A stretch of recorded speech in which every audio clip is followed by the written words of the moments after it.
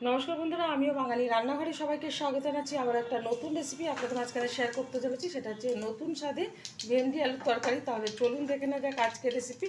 ওভেনে একটা কড়াই বসিয়ে তাতে দিয়ে দিয়েছি কিছুটা সাদা তেল। তেলটা গরম হয়ে যাওয়ার পরে দিয়ে দিয়েছি কিছুটা কালো জিরে ফোড়ন, আর দিয়ে দিলাম হাফ চামচ মতো হলুদ গুঁড়ো। আর আগে থেকে এখানে আমি আলু খোসা ছাড়িয়ে লম্বা লম্বা পাতলা পাতলা করে টুকরো করে নিয়েছি। এটা ভালো করে ধুয়ে পরিষ্কার করে নিয়ে কিন্তু কড়াইয়ের তেলে ছেড়ে দিলাম। ভালোভাবে একটু ভেজে নেব। লবণ এখন ব্যবহার করব না।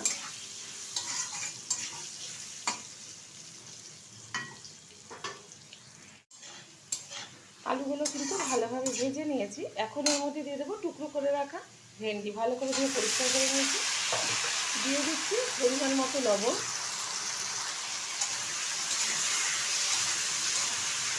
আর একটু কিন্তু হলুদ লাগবে, তো দিয়ে দিচ্ছি আবারও হাফ চামচ মতো হলুদ গুঁড়ো।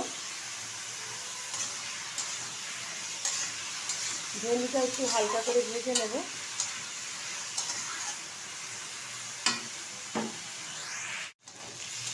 ভেন্ডিটাও কিন্তু হালকা করে ভেজে নিয়েছি। এখন এর মধ্যে দিয়ে দেবো 1 চামচ জিরের গুঁড়ো, দিয়ে দিচ্ছি 1 চামচ লঙ্কার গুঁড়ো, দিয়ে দেবো স্বাদ মতো চিনি।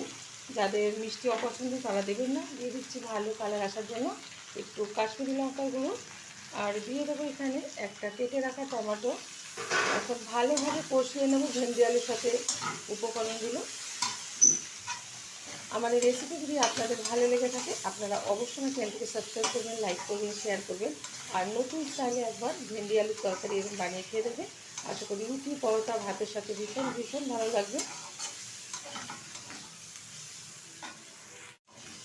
মশলাটাকে দিয়ে ভালোভাবে কষিয়ে নিয়েছি। এখন দিয়ে দেবো পরিমাণ মতো জল।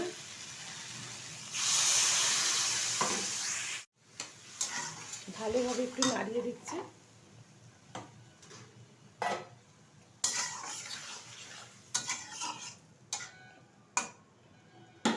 ঢেকে দিচ্ছি 10 মিনিটের জন্য। ঢাকনাটা তুলে দিচ্ছি।